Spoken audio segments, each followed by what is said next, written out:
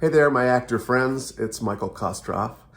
One of my favorite things to do through these videos and through my teaching is to see if we can remove something from the stack of things that makes us nervous or concerned or anxious or too much in our heads. This week I get to do that again. In my coaching and in my teaching, I've often heard actors say they're afraid of being one note. They're like, I don't want my performance to be one note. And I think it's a misfocused concern. Never in real life are you in a conversation. Well, right now I'm talking to you. I'm not concerned about whether I'm one note because it's just not a consideration in most human behavior. So that means that if you're thinking about avoiding being one note, you're not doing as good a job of replicating human behavior as you could be, because that's not what's probably going on in your character's mind. The thing that's interesting in the storytelling that we do on camera is, particularly for a co-star, sometimes for a guest star or a recurring role, the story is intersecting with your character at times that your character is in a similar state of mind. Let me put that in a way that makes more sense in English. Actually, an example is best. I had a recurring role on a sitcom on the Geena Davis show, and I played the principal of the school who had a mad crush on Geena Davis. Every time they had me on the show, it was the same joke, which was revelatory to me because I thought, well, we've done this already. That was the joke.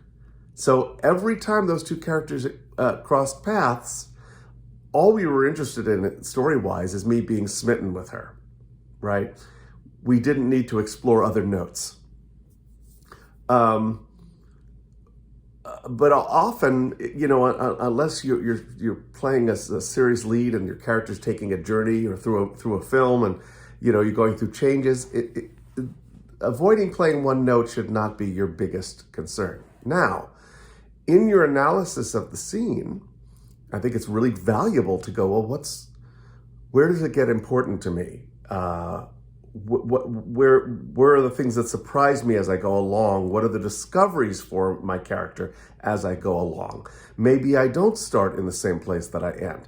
But to make that an obligation for you as an actor is kind of like, it's similar to the thing where we tell ourselves, oh, I have to do something unexpected in the audition. No, you don't. You need to play the scene and tell the truth. So I want us to, again, there's using it as a creative tool, like, oh, are there other notes to explore in this scene that make sense, that are called for in the script or called for by the character's journey, or not?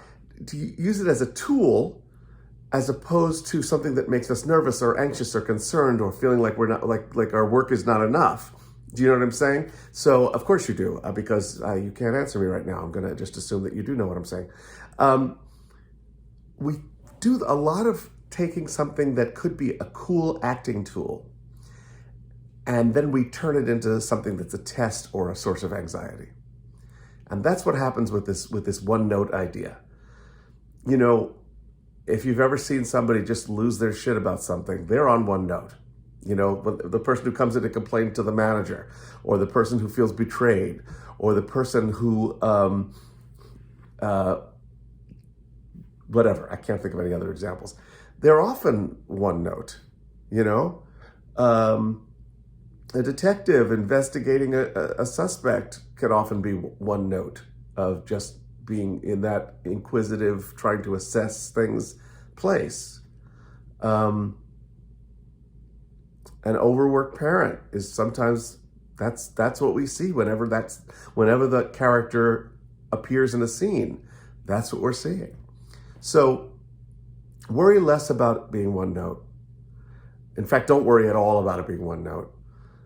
And think like an actor. Don't think about getting it right. Think about getting it true.